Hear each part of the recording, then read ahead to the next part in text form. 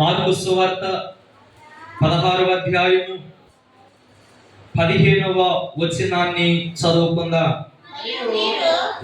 ఒక్కరు చదవండి. మార్కు సువార్త 16వ అధ్యాయము 15వ వచనం. మరియు మీరు సర్వలోకమునకు వెళ్ళి సర్వ సృష్టికి సువార్తను ప్రకటించుడి. నమ్మి బాప్తిస్మము పొందినవాడు రక్షింపబడును, నమ్మని వానికి శిక్ష విధింపబడును. దేవుడి మాట ద్వారా మన అందరితో మాట్లాడును గాక. సరిపడింది. మరోసారి చెప్పండి ఆమేన్. రైట్, అందరూ తలపైకి ఎత్తి ఇటు చూడాలి. ఇక నా వైపు దృష్టి ఉంచాలి. బైబిల్ గ్రంథములో ఈ మార్కు సువార్త 16వ అధ్యాయం అన్నటువంటి అధ్యాయంలో యేసు ప్రభువారు తన శిష్యులతో చెబుతున్నటువంటి మాట ఏంటి? ఆ మాట అంటే, మీరు సర్వలోకానికి వెళ్ళండి, సర్వ సృష్టికి మీరు ఏం ప్రకటించండి? సువార్తను ప్రకటించండి అని యేసు ప్రభువారు ఒక బాధ్యతను తన శిష్యుల మీద పెడుతున్నాడు. ఈ రోజున ఈ వచనము ద్వారా పరిశుద్ధాత్మ దేవుడు మనతో ఏం మాట్లాడుతున్నాడు అంటే, ప్రకటించాలట. ఏం ప్రకటించాలి? శిష్యులతో యేసు ప్రభువారు చెప్తున్నాడు, మీరు సర్వలోకానికి వెళ్ళండి, సర్వ సృష్టికి కూడా మీరు ఏం ప్రకటించాలంటే సువార్తను ప్రకటించండి అని అన్నాడు. చెప్పండి ఒకసారి, ఏమి ప్రకటించాలట? సువార్తను ప్రకటించాలి. సువార్త అంటే ఏ వార్త? ఎవరిని గురించిన వార్త? ఈ లోకములో చాలా వార్తలు ఉన్నాయి. అవి మంచివైన వార్తలైనా సరే, చెడ్డవైన వార్తలైనా సరే. కానీ ఇక్కడ కనబడుతున్నటువంటి వార్తకు ఒక పేరుంది. ఆ వార్త పేరేంటయ్యా అంటే సువార్త అంది వాక్యం. చెప్పండి ఒకసారి, ఏ వార్తట? సువార్త. ఈ సువార్త ఎవరు గూర్చిన వార్తయ్యా అని అంటే యేసు ప్రభువును గూర్చిన వార్త. చెప్పండి ఒకసారి, ఎవరు గూర్చిన వార్త? ఇప్పుడు మీరు సర్వలోకానికి వెళ్ళండి, సర్వ సృష్టికి సువార్తను ప్రకటించండి అంటే ఎవరిని గురించి ప్రకటించాలో తెలుసా? క్రీస్తును ప్రకటించండి అని అంటున్నారు. చలో ఒకసారి, ఎవరు ప్రకటించాలట? ఎందుకు క్రీస్తును ప్రకటించాలి అంటే, ఎందుకు యేసు ప్రభువును గురించి మనము ప్రకటించే వారిగా ఉండాలి అని అంటే, యేసు ప్రభు వారి లోకానికి వచ్చి, ప్రియ సోదరుడా, నీ కోసము ఇక్కడ నిలబడినటువంటి నా కోసము తన ప్రాణాన్ని పెట్టి రక్షణ అనుగ్రహించాడు కనుక ఈ రక్షణ సువార్తను మనము అంగీకరించి ఆ రక్షణ సువార్తలో కొనసాగుతున్నాము కనుక ఈ కొనసాగే మార్గాన్ని అనేక మందికి ప్రకటించని అంటున్నాడు యేసు ప్రభు వారు. గట్టిగా చేతిస్తారు చెప్పండి. ఇక్కడ కూర్చున్నటువంటి చిన్న పిల్లల మొదలుకొని వృద్ధుల వరకు కూడా యేసు ప్రభు వారు చెప్తున్నాడు, సోదరా చాలా జాగ్రత్తగా విని ఈ మాట. ఏమి చెప్పమంటున్నాడు అంటే, ఏమి ప్రకటించమంటున్నాడు అంటే సువార్తను ప్రకటించమంటున్నాడు ఆయన. చెప్పండి ఒకసారి, ఏం ప్రకటించమంటున్నాడు? మన అందరం మీద ఒక కాడి మోపుతున్నాడు యేసు ప్రభువారు. మన అందరి మీద ఒక బాధ్యత పెడుతున్నాడు యేసు ప్రభువారు. ఏ బాధ్యత పెడుతున్నాడంటే, నా గురించి ప్రకటించండి అని అంటున్నాడు ఆయన. చెప్పండి ఒకసారి, ఎవరి గురించి ప్రకటించాలట? ఒక మాట మీకు చెప్తాను వినండి. మనం ఏదైనా అనారోగ్యం వస్తే ఒక డాక్టర్ దగ్గరికి వెళ్తే ఆ డాక్టర్ గారు బాగా వైద్యం చేసి మనం బాగు చేసాడు అనుకోండి, మన ఇరుగు పొరుగు వారందరూ కూడా ఏం చెప్తాము? అయ్యా, నాకు బాగోలేనప్పుడు ఒక డాక్టర్ గారి దగ్గరికి వెళ్ళాను, ఆ డాక్టర్ గారు నాకు బాగు చేశాడు, నన్ను స్వస్థపరిచాడు, మీరు కూడా అక్కడికి వెళ్ళండి అంటాం. అవునంటారా కాదంటారా? ఇది వాస్తవం. ఈ మాట మీకు అర్థమైతే ఈ పాపం అనే రోగముతో ఉండిపోయినటువంటి మానవ జనాంగనంతటిని రక్షించాడు యేసు ప్రభువారు. ప్రియ సోదరుడు, ఒక మాట చెప్తున్నాను, ఇక్కడ నిలబడినటువంటి నన్ను యేసు ప్రభువారు రక్షించాడు. ఇక్కడ నిలబడినటువంటి నా కుటుంబాన్ని రక్షణలోనికి తీసుకొచ్చాడు యేసు ప్రభువారు. కనుక నా మీద పెట్టిన బాధ్యత ఏంటో తెలుసా? నువ్వు వెళ్ళాలి, ప్రకటించాలన్నాడు. అదే మాట ప్రకారం సోదరా వచ్చి అనేక మందికి సువార్తను ప్రకటిస్తున్నాను. గట్టిగా చేస్తూ చెప్పండి. అదే మాట ఈ రోజు మీతో చెప్తున్నాడు. మనము కూడా ప్రకటించాలి. ఏం ప్రకటించాలంటే సువార్తను ప్రకటించాలి. ప్రకటించాలి కదా అన్నాను అని పీఠాలెక్కి పీఠాన్ని అధిరోహించి చెప్పాలన్నది కాదు. సువార్తను ప్రకటించడంలో కొన్ని రకాలు ఉన్నాయి. దాంట్లో 2 రకాలు మీ ముందు పెడతాను. ఒకటి వ్యక్తిగత సువార్త ప్రకటన. చెప్పండి ఒకసారి, ఏ ప్రకటన? వ్యక్తిగత సువార్త ప్రకటన. 2 ఇలాగా సమూహముతో కూడిన సువార్త ప్రకటన. ఈ ప్రకటన పెడితే మొదటిగా మీకు చెప్పాను వ్యక్తిగత సువార్త ప్రకటన. చెప్పండి ఒకసారి, ఏ ప్రకటన? వ్యక్తిగత సువార్త ప్రకటన అంటే ఏంటి అని ఆలోచన చేస్తే, మనం చేసుకునే పనుల్లో కానీ, వ్యాపారాల దగ్గర కానీ, చేసే జాబుల దగ్గర కానీ క్రీస్తును గురించి తెలియపరచడం అనేది వ్యక్తిగత సువార్త ప్రకటన. చెప్పండి ఒకసారి, ఎవరి గురించి తెలియపరచడం అనేది? క్రీస్తును గురించి తెలియపరచడం అనేది వ్యక్తిగత సువార్త ప్రకటన. కనుక యేసు ప్రభు వారి గురించి మనము కూడా కొన్ని బాధ్యతను వహించాలి. మనం ప్రతి వారు తమ జీవితాల్లో ప్రాముఖ్యంగా కలిగి ఉండవలసింది ఏంటయ్యా అంటే వ్యక్తిగత సువార్త ప్రకటన. దాన్ని ఇంగ్లీష్లో ఏమన్నారు తెలుసా? ఇవాంజలిజం, పర్సనల్ ఇవాంజలిజం అని అన్నారు. వ్యక్తిగతంగా సువార్తను ప్రకటించాలి. నీ జీవితంలో జరిగిన క్రియలను అనేక మందికి తెలియపరచాలి. అలా తెలియపరుస్తూనే ఎవరిని ప్రకటించాలో తెలుసా? క్రీస్తును ప్రకటించాలి. అందుకనే ఎక్కడ నేను నిలబడ్డా కానీ, ఎక్కడ నాకు దేవుడు అవకాశం ఇచ్చినా కానీ జీవితాల్లో నుండి యేసు ప్రభువుని ప్రకటించడానికి నేను చాలా ఇష్టపడతాను. నా వాక్యం అనే స్టాండ్ని ఎక్కడ వేస్తానో తెలుసా? ప్రేమ అన్న దాని మీద ఖచ్చితంగా నేను నా వాక్యం అనే స్టాండ్ వేస్తాను. అందుకనే నేను ఎక్కడ ప్రకటించినా, ఎక్కడ సువార్త కోటాల్లో నేను ప్రకటించినా కానీ ప్రేమ అన్న మాటను టచ్ చేయకుండా ఎప్పుడు వాక్యాన్ని నేను ముగించను. ఈ మాట గుర్తు చేస్తూ చెప్తున్నాను. ఇక్కడ యేసు ప్రభువు అంటున్నారు, మీరు ప్రకటించండి. చెప్పండి ఒకసారి, ఏం చేయండి? ఈ రోజు మన అంశం అది. ఏం ప్రకటించాలి, ఏ సమయంలో ప్రకటించాలి అన్న మాట ఒకటి చూద్దాం. చూడండి ఒకసారి 2వ తిమోతికి రాసిన పత్రిక 4వ అధ్యాయము, 2వ తిమోతి 4వ అధ్యాయము 2వ వచనాన్ని చదువుకుందాం. వాక్యాన్ని ప్రకటించండి. సమయమందును అసమయమందును ప్రయాసపడము, సంపూర్ణమైన దీర్ఘశాంతముతో ఉపదేశించుచు ఖండించుము, గర్భించుము, బుద్ధి చెప్పుము. గట్టిగా చేతిస్తారు చెప్పండి. చాలా జాగ్రత్తగా వినాలి. అపోస్తలుడైన పౌలు గారు తన ప్రియ కుమారుడైన తిమోతితో చెప్తున్నాడు. చాలా జాగ్రత్తగా వినండి ఈ మాటలు. ఈ తిమోతి గారు ఎవరో తెలుసా? ఒక యవనస్తుడు. నేను అంటున్నాను, ఒక యవన దైవజనుడు. ఈ యవన దైవజనుడైన ఈ వ్యక్తితో అపోస్తలుడైన పౌలు అంటున్నాడు, నా కుమారుడా తిమోతి, నీవు వాక్యాన్ని ప్రకటించాలి అని అంటున్నాడు. చెప్పొస్తారు, ఏం ప్రకటించాలట? వాక్యాన్ని ప్రకటించు. వాక్యాన్ని ప్రకటించి నీవు సమయమందును అసమయమందును ఏం చేయాలి?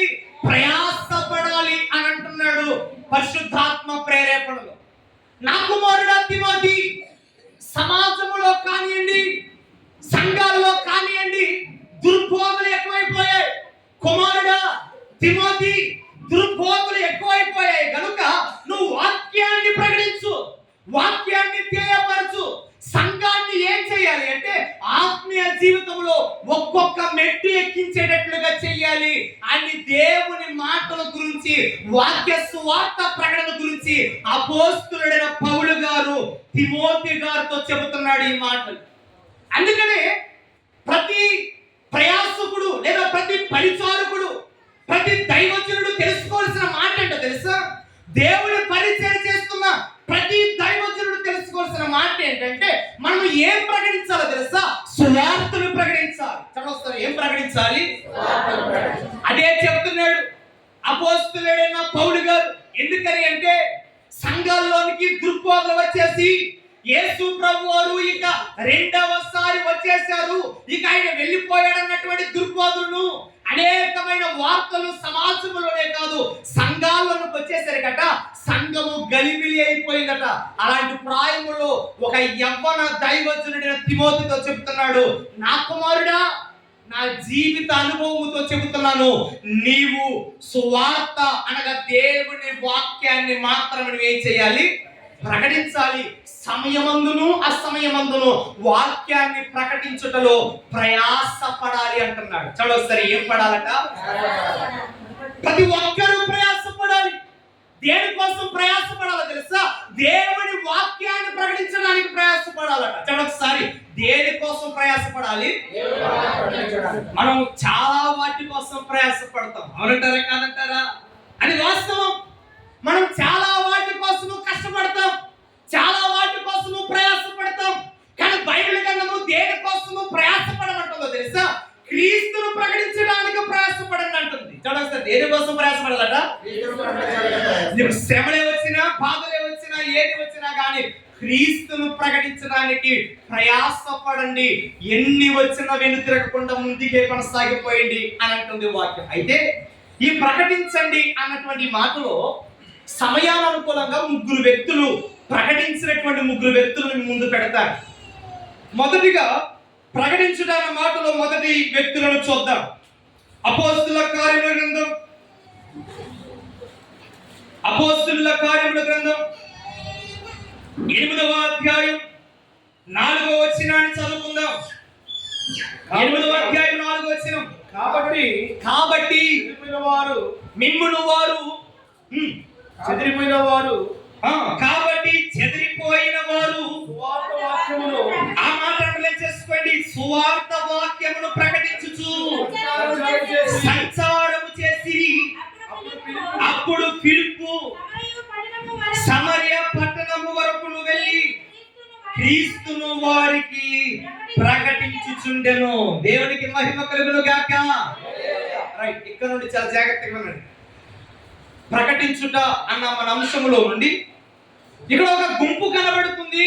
ఎవరు ఆ గుంపు అని అంటే ఆది సంఘం. చెప్పండి, ఏ సంఘము?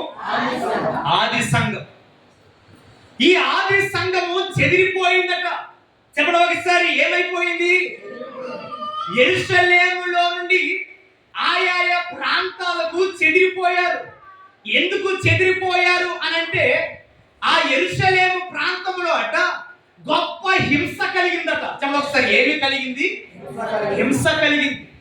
ఎందుకు హింస కలిగిందయ్యా అంటే వీళ్ళందరూ యేసు ప్రభువారు నమ్ముకున్నారు అని, యేసు ప్రభువారు అంటే గిట్టని వారు వీరిని హింసించడం మొదలు పెట్టారు, వీరిని శ్రమల పాలు చేయడం మొదలు పెట్టాడు. అంత మాత్రమే కాదు, వారిలో ఒకడు ప్రఖ్యాతిగాంచిన వాడు, ఆయన పేరు సౌలు. చెప్పండి, ఆయన పేరు ఏం పేరు? సౌలు. ఎవరైనా కానీ బైబిల్ పట్టుకుని అలా రోడ్డు మీద కనబడితే, ఎవరైనా ప్రార్థన చేయటం కనబడితే వారిని తలలు పట్టుకుని లాక్కులిపోయి, జుట్టు పట్టుకుని లాక్కెళ్ళిపోయి నడి రోడ్డు మీద స్త్రీలనైతే చంపేయటం, పురుషులనైతే అక్కడక్కడే చిత్రహింసలు పెట్టి చంపేసినటువంటి ఘటనలు యెరూషలేములో జరిగాయి. అంటే సంఘానికి ఎలాంటివి ఎదురవుతున్నాయి అంటే శ్రమలు ఎదురయ్యాయి. ఎవరిని పెట్టి శ్రమలు ఎదురయ్యాయి అంటే క్రీస్తును నమ్ముకున్న దాన్ని పెట్టి శ్రమలు ఎదురయ్యాయి. చెప్పండి ఒకసారి, ఎవరు నమ్ముకున్న దాన్ని పెట్టి శ్రమలు ఎదురయ్యాయి? ఇప్పుడు ఇన్ని శ్రమలు ఎదురయ్యేసరికి కనబడితే చంపేస్తున్నటువంటి పరిస్థితుల్లో వీళ్ళందరూ ఏం చేస్తారు తెలుసా? చెదరిపోయారట. చెప్పండి ఒకసారి, ఏమైపోయారు? వీరందరూ తమను రక్షించుకోవటానికి ఆయా ప్రాంతాలు వెళ్ళిపోయారు. చాలా జాగ్రత్తగా ఆలకించండి. వీళ్ళందరూ యెరూషలేములో ఉన్నప్పుడు ఎవరు గూర్చి విన్నారో తెలుసా? క్రీస్తును గూర్చి విన్నారు. చెప్పండి ఒకసారి, ఎవరు గూర్చి విన్నారు? చెప్పండి ఒకసారి, గట్టిగా చేస్తామని చెప్పండి. నిద్రవుతున్న వాళ్ళు అందరూ గట్టిగా చేస్తామని చెప్పండి. అందరూ నిద్రపోతున్నారా? రైట్, దొరుకుతారు. చాలా జాగ్రత్తగా గమనించండి. యెరూషలేములో వీళ్ళందరూ ఎవరు గూర్చి విన్నారు? క్రీస్తును గూర్చి విన్నారు. ఇలా క్రీస్తును గూర్చి విన్నటువంటి వీళ్ళు చెదరిపోయిన తర్వాత వాళ్ళు ఎక్కడికెక్కడికైతే వెళ్ళిపోయి నివాసం వేసుకుని బ్రతుకుతున్నారో అక్కడల్లా కూడా యేసు ప్రభువుని ప్రకటించడం మొదలు పెట్టారట. గట్టిగా చేస్తామని చెప్పండి. ఎవరు ప్రకటిస్తున్నారు అంటే దైవజనులు కాదు. ఎవరు ప్రకటిస్తున్నారు అంటే చెదిరిపోయిన సంఘం ప్రకటిస్తుంది. చదవస్తా, ఎవరు ప్రకటిస్తున్నారు? సంఘానికి చిత్రహింసలు వచ్చాయి కదా, ఈ సంఘము చెదిరిపోయిందండి. ఇలా చెదిరిపోయినటువంటి సంఘం ఎవరిని గురించి ప్రకటిస్తుందో తెలుసా? క్రీస్తును గురించి ప్రకటిస్తుంది. ఇదిగో మనలందరినీ రక్షించడానికి వచ్చిన వాడు ఒకడున్నాడు, ఆయన పేరు నజరేయుడు యేసు అన్నటువంటి వార్త వినాలి. ఎవరు ప్రకటిస్తున్నారో తెలుసా? సంఘము ప్రకటిస్తుంది. చెప్పండి, ఎవరు ప్రకటిస్తున్నారు? ప్రకటిస్తుంది. ప్రకటించేవారు ఇంకా ఎవరు ప్రఖ్యంగా కనబడతారో తెలుసా? దైవజనులు మాత్రమే కనబడతారు. కానీ ఇక్కడ ప్రకటించేవారు ఎవరు ప్రకటిస్తున్నారో తెలుసా? సంఘము ప్రకటిస్తుంది. చెప్పండి, ఎవరు ప్రకటిస్తుంది? మనకు అర్థం అవటానికి ఒక చక్కటి మాట చెప్తాను వినండి. గొర్రెలు కాసే కాపరి గొర్రెలు కంటాయా, లేకపోతే గొర్రెలు కాపరి కంటాడా? గొర్రెలే కంటాయి. గొర్రెలు కాపరి కన్నాడు ఒకటి, కాపరి ఏమవుతాడు? చచ్చిపోతాడు. చెప్పండి, ఏమైపోతాడు? గొర్రెలు మాత్రమే కనాలి. అవునంటారా కాదంటారా? గమనించండి, ఇప్పుడు క్రైస్తవ సమాజంగా ఉన్నటువంటి క్రైస్తవ సమాజం అనేక మందిని కనేటట్లుగా ఉండాలి. చెప్పండి ఒకసారి, ఎవరిని ఏం చేసేటట్లుగా ఉండాలి? దైవజనుని యొక్క పని ఏంటి అంటే ప్రోత్సహించడం. దైవజనుని యొక్క లక్షణం ఏమిటి అంటే పురుకొలపటం. దైవజనుని మీద ఉన్నటువంటి బాధ్యత ఎంత పెద్ద బాధ్యత అంటే అనేక మందిని సమకూర్చినప్పుడు వీళ్ళందరికీ ప్రకటించడానికి మొదటిగా తన్ను తాను బలిపీఠం మీద కాల్చుకోవాలి. తన్ను తాను బలిపీఠం మీద మోకాల ద్వారా ఆయన దేవునికి సమర్పించుకోవాలి. ఒక మాట మీకు చెప్తున్నాను, సంఘమంతా కూడా చేయవలసిన పని ఏంటో తెలుసా? వారు చెదిరిపోయిన వారందరూ కూడా వారి వారి చోట్లలో వారు ఎవరి గురించి ప్రకటిస్తున్నారంటే క్రీస్తును ప్రకటిస్తున్నారు. శ్రమ ఎదురైనా కానీ, వీళ్ళకు శ్రమ ఎదురైంది. సౌలు వారు ఎక్కడ కనబడితే ఎక్కడ చంపేయటం మొదలు పెట్టినా కానీ, మా ప్రాణాలే పోయినా కానీ ఎవరిని ప్రకటించకుండా మేము ఆపము? క్రీస్తును ప్రకటించకుండా ఆపము. మా ప్రాణాలే వాడు తెగ్గొట్టినా కానీ, మా ప్రాణాలే తీసేసినా కానీ ఒక మాట మీకు చెప్తున్నాము వినండి, మా ప్రాణాలు పోయినా క్రీస్తును ప్రకటిస్తాము. మేము పరలోక రాజ్యానికి వారసులమై ఉన్నామంటున్నారు వాళ్ళందరూ. గట్టిగా చేస్తామని చెప్పండి. ఈ ఆది సంఘము మనకు నేర్పిస్తున్న పాఠం ఏంటి తెలుసా? వారు హింస కలిగినప్పుడు, చెదిరిపోయినప్పుడు, ఆయా ప్రాంతాలు వెళ్ళిపోయినప్పుడు వాళ్ళందరూ క్రీస్తుని గురించి ప్రకటిస్తూ ఉంటే వాళ్ళు ఎక్కడైతే ప్రకటిస్తున్నారో అక్కడ ఒక్కొక్క సంఘాలు ఏర్పడిపోయాయి. చెప్పండి, ఏం ఏర్పడిపోయాయి?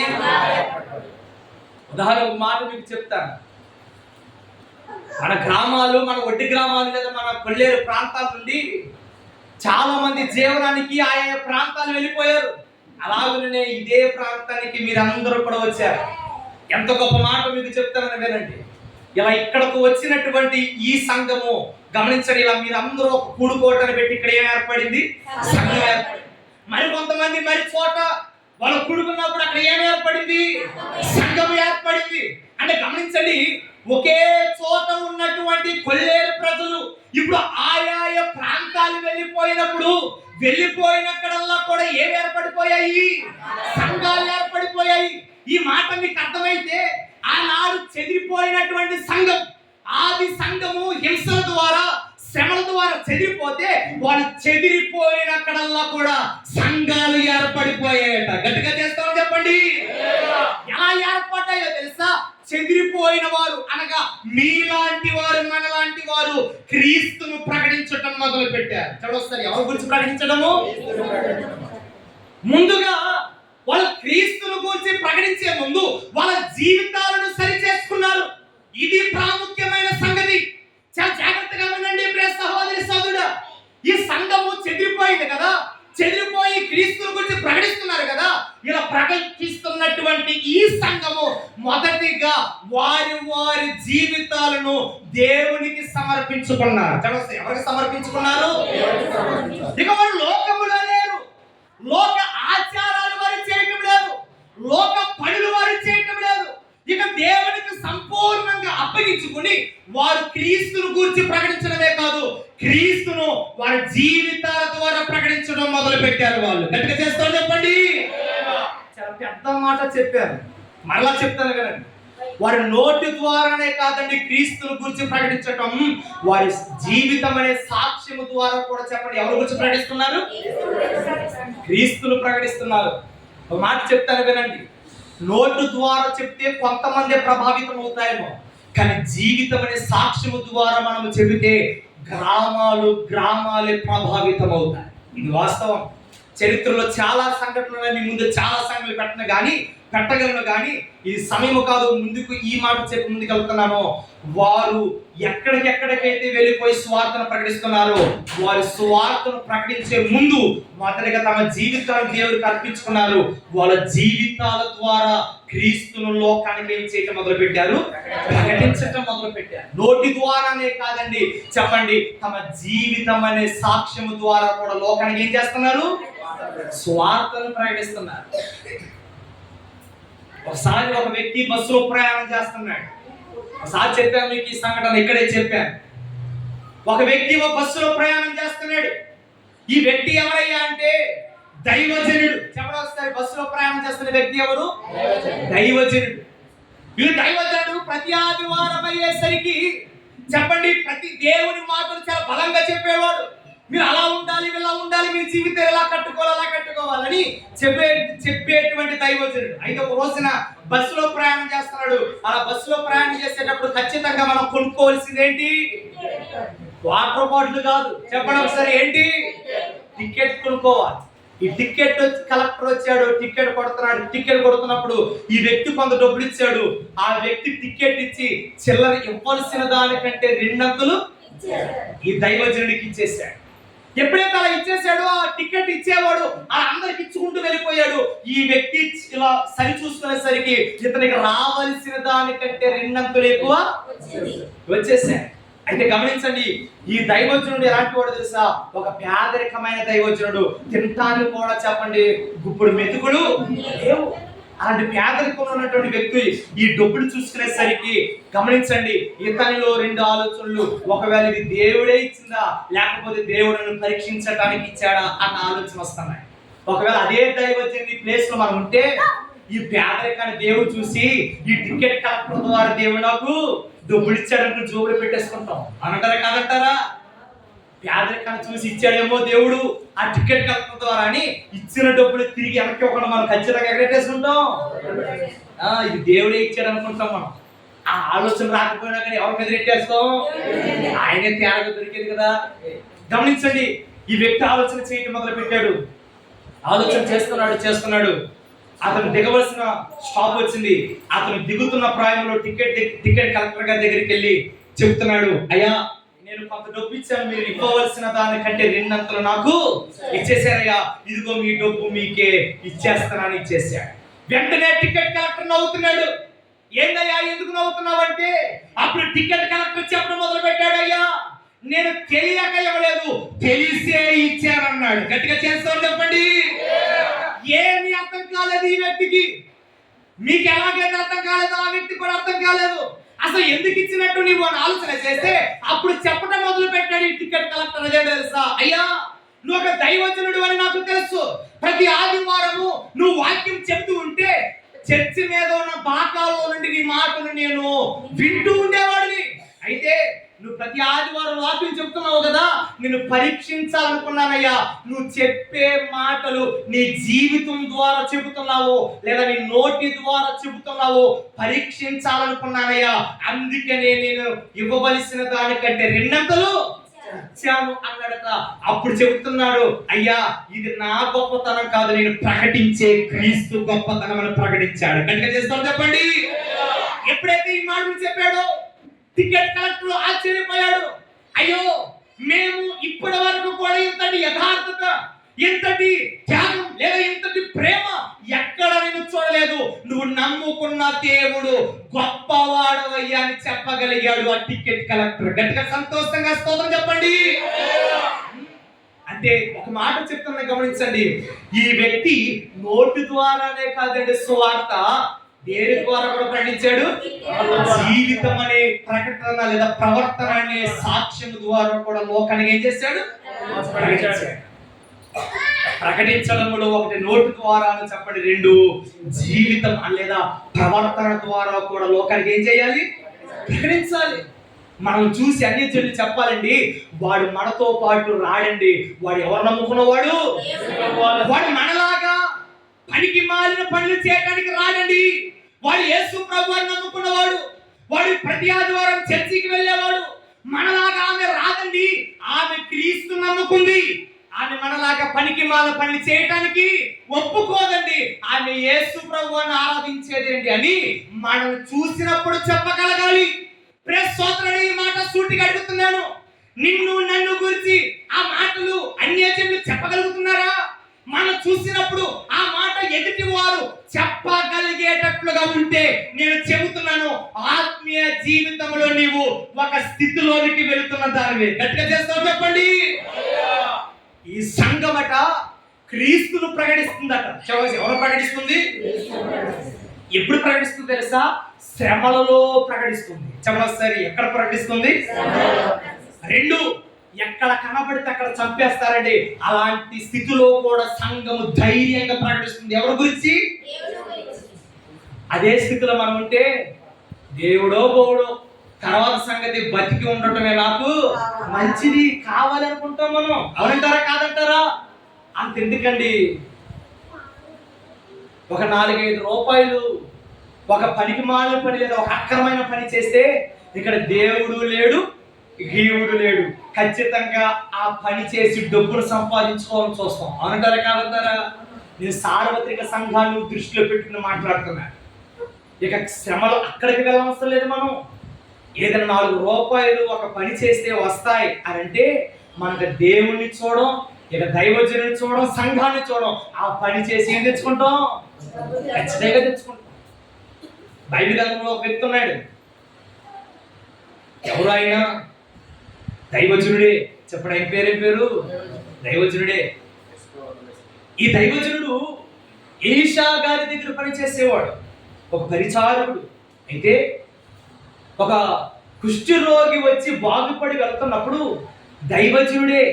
కానీ ఈ దైవజనుడి దృష్టి ఎక్కడ పడ్డదో తెలుసా? డబ్బు మీద పడ్డది. చవస్ ఎక్కడ పడ్డది? బంగారం మీద పడ్డది.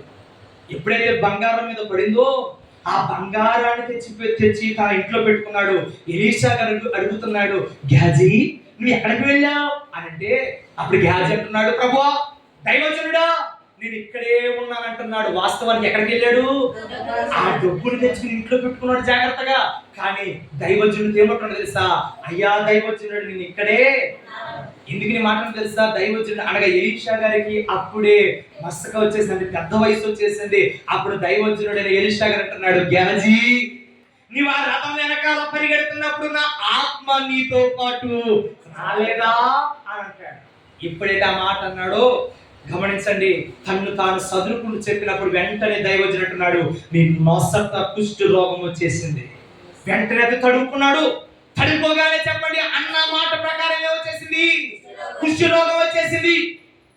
నయమాను వదిలి వెళ్ళిపోయినటువంటి కుష్టు చెప్పండి గెహాజీ గారికి అంటుకుపోయింది. కారణం, అతను ఎవరి మీద దృష్టి పెట్టాడు?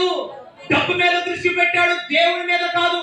అవటానికి దైవజనుడే, కానీ ఎక్కడో తెలుసు ఇతర దృష్టి డబ్బు మీద ఉంది. అంటే ఈ మాటలు చెప్తున్నాను. చాలా మంది దేవుని సన్నిధికి వస్తారు, కానీ ఆత్మీయ జీవితం ఎక్కడ వరకు ఉంటుందో తెలుసా? ఇదిగో ఈ మందిర ప్రహరీ గోడల వరకే ఉంటుంది ఆత్మీయ జీవితం. చెప్పండి, ఎక్కడ వరకు ఉంటుంది? ఎక్కడ వరకు ఉంటుంది? అంటే మందిర ప్రహరీ గోడలే. ఒక్కసారి అడుగు బయటెట్టిన తర్వాత చెప్పండి, యేసు ప్రభువు మాటలు మర్చిపోతాం. యేసు ప్రభువు చెప్పిన బోధలు అంటే నీ పేరు పెట్టాను, నేనేం పేరు పెట్టాను తెలుసా? ఈ ఆత్మీయ జీవితం మందిరం వరకే. చెప్పండి, ఆత్మీయ జీవితం ఎక్కడ వరకు? నిజమేనండి. ఇలాంటి వాళ్ళు చాలా మంది చూస్తామండి. కనబడినప్పుడు చాలా బాగా పని చేస్తారండి. ఒకసారి నీవు లేవు అనుకోండి, వాళ్ళు నాటకాలు వేసేస్తారండి. ఎందుకు మాటలు చెప్తున్నాను? మనిషి కనబడితే కాదు దేవుని పరిచర్య. మనిషి కనబడకపోయినా కానీ ఎవరు పరిచర్య చేయాలి? అది మన కర్తవ్యంగా భావించాలి. ఈ మాటలు గుర్తు చేసి చెప్తున్నాను. మొదటిగా ఉన్నటువంటి ఈ గుంపు శ్రమలలో క్రీస్తును ప్రకటించిన గుంపు. అందుకని ఈ గుంపుకు నేను పేరు పెట్టాను, శ్రమలో క్రీస్తును ప్రకటించిన గుంపు. ఎవరు ప్రకటించింది? క్రీస్తును ప్రకటించింది. అన్నారు కదా యేసు ప్రభు వారు, మీరు సర్వలోకానికి వెళ్ళండి, సర్వ సృష్టికి. అలా వెళుతున్నప్పుడు మీకు పూలదండలు కాదు, మీకు చెప్పులు దండలు వస్తాయి. మీకు పూలదండలు వేయబడవు, నిందలు అనేవి వస్తాయి. అలా వచ్చినప్పుడు మీరు ఎలా ఉండాలో తెలుసా? ధైర్యముగా ముందుకు అడిగి వేసి వెళ్ళండి అంటున్నాడు. గట్టిగా చేసుకోవాలి చెప్పండి. నిద్రవుతున్న అందరూ గట్టిగా చేసుకోవాలి చెప్పండి. లైఫ్. అంటే అలవాట్ల పొరపాట్లు చెప్పారండి నా వైపు చూడ. గమనించండి ఒక మాట, ఈ సంఘం ఎవరిని ఏ మాటలు పెట్టుకునేదో తెలుసా? యేసు ప్రభు అన్నాడు, మీరు సర్వలోకానికి వెళ్ళి సువార్తను ప్రకటించండి అన్నాడు. ఎన్ని వచ్చినా నేను ఒక మాట మీకు చెప్తున్నాను, ఈ సంఘానికి కలిగినటువంటి శ్రమలు ఎన్నో అయినా కానీ ఎవరు వదిలిపెట్టలేదో తెలుసా? క్రీస్తును వదిలిపెట్టలేదు. క్రీస్తును వదిలిపెట్టకుండా తమ కుటుంబాలనే త్యాగము చేసిన వారుగా కనబడుతున్నారండి. ఎవరో తెలుసా? ఈ సంఘం. ఇందాడే చెప్పాను, ఇక్కడ మాట్లాడుతూ ఇందాక జరిగిన ఒక ఆ ప్రార్థనలో నేను చెప్పాను. జిమ్ ఎలియాట్ బృందం ఇక్కడ కనబడుతున్నటువంటి 5గురండి. ఈ జిమ్ ఎలియాట్ వారి బృందం, వీళ్ళ 5గురు చాలా మంచి జీవితాన్ని కలిగిన వాళ్ళు. వివాహాలు చేసుకున్నారు, భార్య బిడ్డలతో మనకులాగానే చాలా సుఖ సంతోషంగా కొనసాగుతున్నటువంటి కుటుంబాలండి. వీళ్ళ 5గురు కుటుంబాలు. స్క్రీన్ ఉంటే వాళ్ళ పెద్ద ఫోటోలుగా వేసి మీకు చూపించేవాడు. గమనించండి, ఈ జిమ్ ఎలియాట్ బృందం మనకులాగా బాగా కొనసాగుతుంది. ప్రతి ఆదివారం వచ్చేవాళ్ళు, వాక్యం వినేవాళ్ళు. కానీ వీళ్ళ 5గురికి ఒక మాట తాకిందండి. అదేంటి తెలుసా? మీరు సర్వలోకానికి వెళ్ళి ప్రకటించండి. ఆ మాట వీరికి బాగా తాకిందండి. ఈ మాటను పెట్టుకుని వీరు సువార్త ప్రకటించాలన్న భారం కలిగి ఉన్నారు. ఏం చేయాలి, ఎక్కడికి వెళ్ళాలి అని వీళ్ళు ఆతృతగా దేవుని సన్నిధిలోకి వచ్చి ప్రార్థించినప్పుడు వీళ్ళ 5గురికి ఒక ప్రాంతం మీద భారం కలిగిందండి. ఏ ప్రాంతం మీద భారం కలిగింది తెలుసా? ఈక్వెడార్ అరణ్యాల్లో నివసిస్తున్న, ఈక్వెడార్ అడవులలో నివసిస్తున్న అవకా జాతి అడవి ప్రజల మధ్యకు వెళ్ళి సువార్తను ప్రకటించాలన్న భారం కలిగింది. ఎక్కడికి వెళ్ళాలని?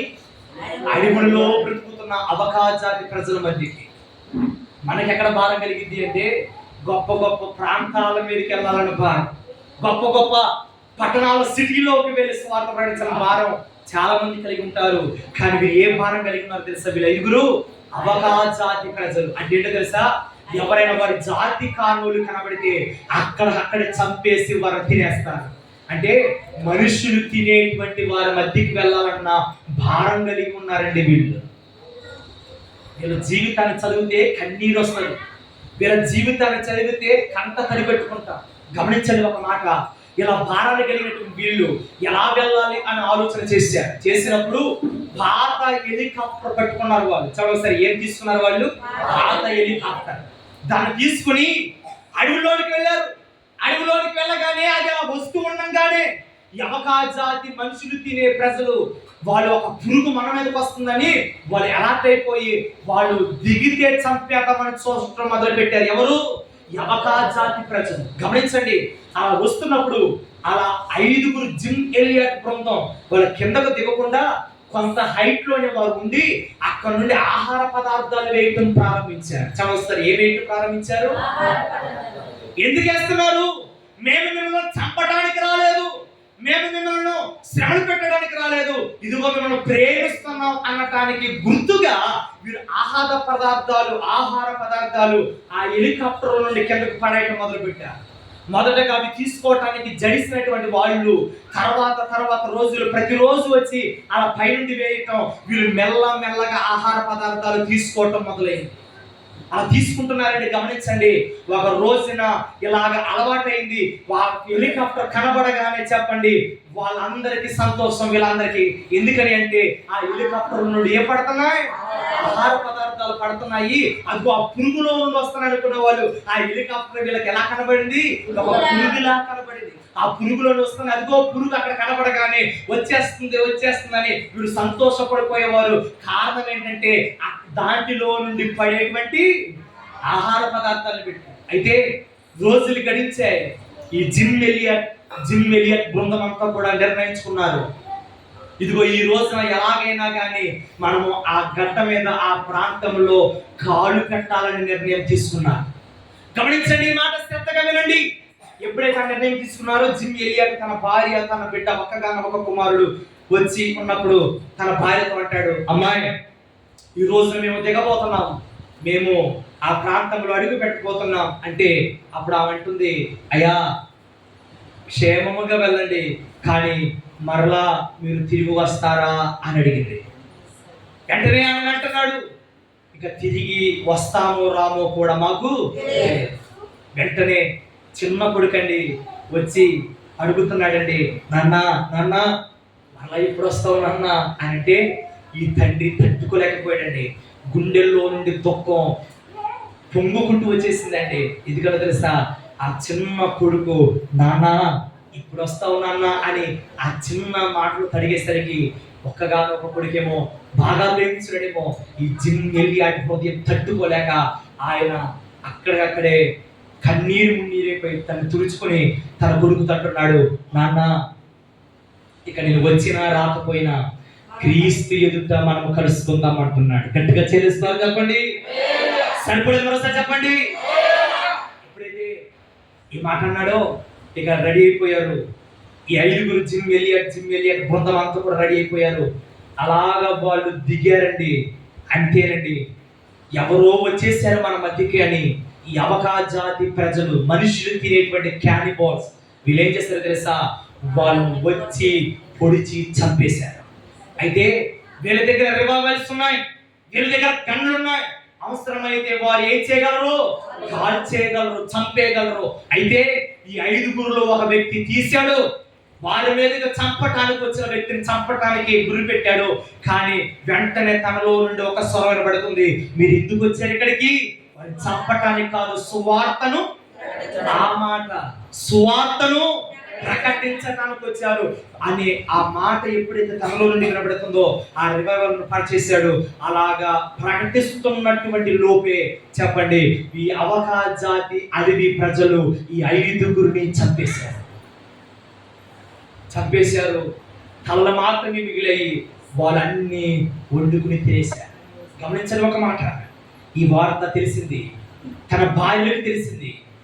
వెంటనే వాళ్ళందరూ తమ భార్యలు ఏమని నిర్ణయం తీసుకున్నారు తెలుసా, మా భర్తలు ఎక్కడైతే రక్తాన్ని కార్చారో మేము అక్కడికి వెళ్ళి సువార్తను ప్రకటిస్తామన్నటువంటి ఒక తీర్మానాన్ని తీసుకున్నారు. వాళ్ళు గట్టిగా చేస్తారు చెప్పండి, మా భర్తలు చచ్చిపోయారు అని మీరు వారి జీవనాలు కొనసాగిపోలేదట. భర్తలు క్రీస్తును ప్రకటించడానికి వెళ్ళి ప్రాణం పెడితే భార్యలు కూడా ఏం చేస్తారో తెలుసా, వారు కూడా క్రీస్తును ప్రకటించడానికి బయలుదేరారు. అయితే ఎలా వెళ్ళాలి అన్నటువంటి స్థితులలో ఈ అవకా జాతి ప్రజలలో ఒక అమ్మాయి తప్పిపోయి నాగరికత తెలిసినటువంటి సిటీలోకి వచ్చేసింది. ఎవరు, ఈ అవకా జాతి ప్రజలను ఒక ఆడపిల్ల తప్పిపోయి వచ్చేసింది. తప్పిపోయి రాగానే దేవుడు ఆమెను వీళ్ళ కంటకు చూపించాడు. వీళ్ళ కంటకు ఎప్పుడైతే చూపించాడో ఆమెతో మాట్లాడటం, ఆమె ద్వారా భాష నేర్చుకున్నారు. అవకా జాతి భాష నేర్చుకున్నారు. చదువు, ఏ భాష నేర్చుకున్నారు?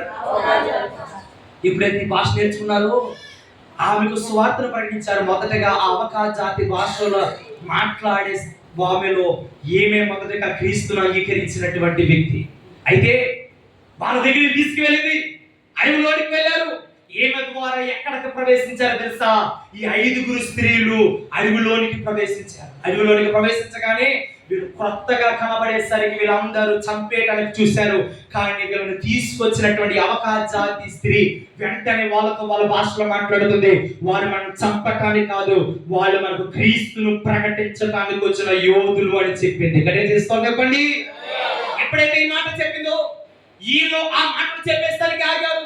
వీళ్ళు వాళ్ళ భాషలో క్రీస్తును ప్రకటించడం మొదలు పెట్టారు. అలా ప్రకటిస్తూ ఉండగా ఇదిగో ఫలానా సమయాల్లో మా భర్తలే మీ దగ్గరకు వచ్చారు, కానీ వాళ్ళు మీరు ఏం చేశారంటే బల్లాలతో పొడిచి చంపేశారు, వాళ్ళు ఎవరో కాదు మా భర్తలే అని చెప్పారు వాళ్ళు. అయితే ఈ మాటలన్నీ వినేసరికి క్రీస్తుని గురించి ప్రకటించేసరికట అవకా జాతి ప్రజలందరి హృదయాలు కూడా క్రీస్తు ఆకర్షించాడట. ఎవరు ఆకర్షించారు?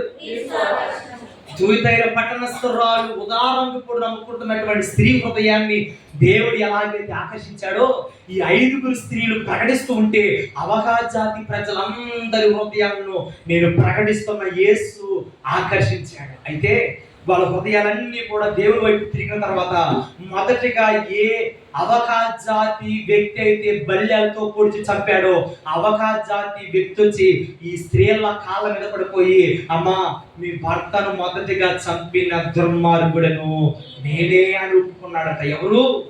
ఎవరైతే అవకా జాతి ప్రజలను లోనికి వెళ్ళి ప్రకటిస్తున్న వారిని చంపేశారో వారందరూ కూడా క్షమాపణ పొందుకున్నారట. ఇదిగో మీ భర్తలను చంపింది మేమే. అంత మాత్రమే కాదు, వాళ్ళందరూ చెప్పారు మీరు క్రీస్తు ఎదుట ఒప్పుకోండి. ఇదిగో వాళ్ళు ప్రాణం పెట్టారు.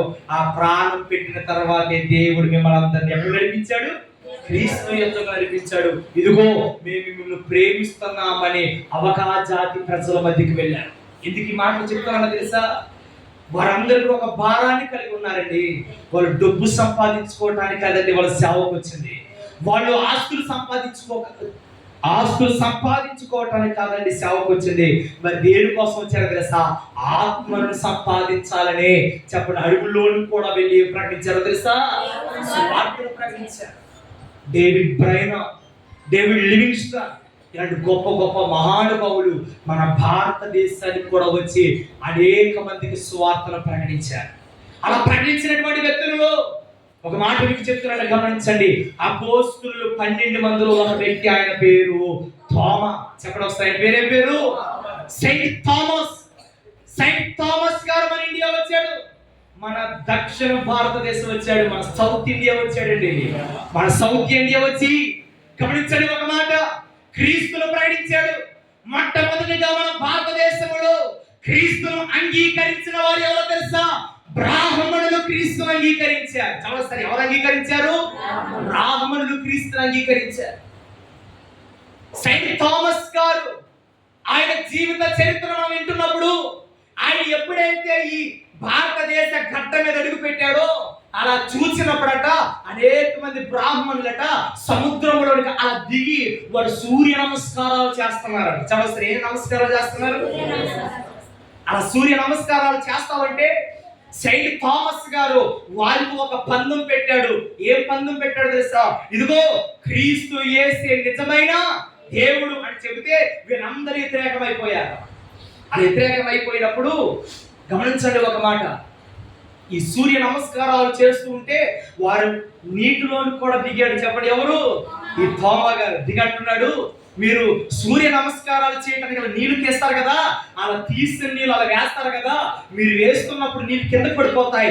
మీ దేవుడు అస్సలు సిస్సలనే దేవుడైతే మీరు తీసిన నీళ్లు అలా పైకి పెట్టగానే గాల్లోనే ఆగిపోవాలి అన్నటువంటి పందెం వేసాడు తోమా గారు. అర్థమైందన్నమాట.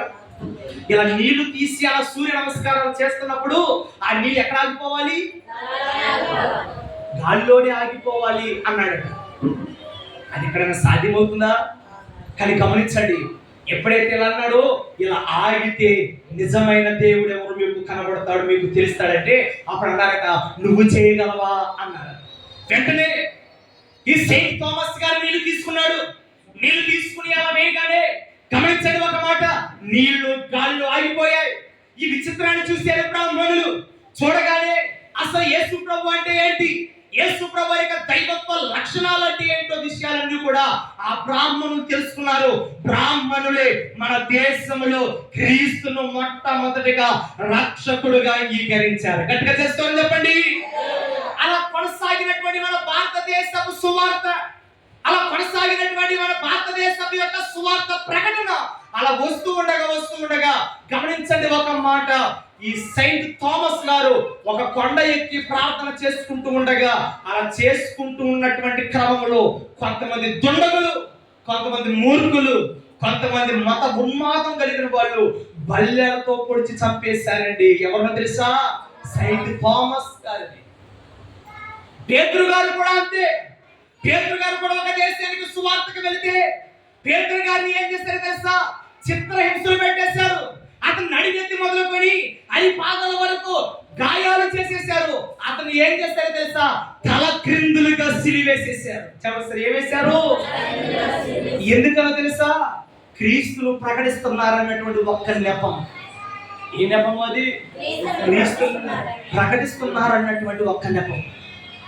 గమనించండి ఒక మాట, నేను ఈ మాట చాలా భారంగా చెప్తున్నాను, మీరు ఎలా వింటున్నారు లేదు నాకు తెలియదు. కానీ అపోస్తలులు 12 మంది కూడా ఎలా అయిపోయారు తెలుసా? అపోస్తల పౌలు తలక్రిందులుగా చిరివేయబడి చచ్చిపోయాడు, చంపేశారు.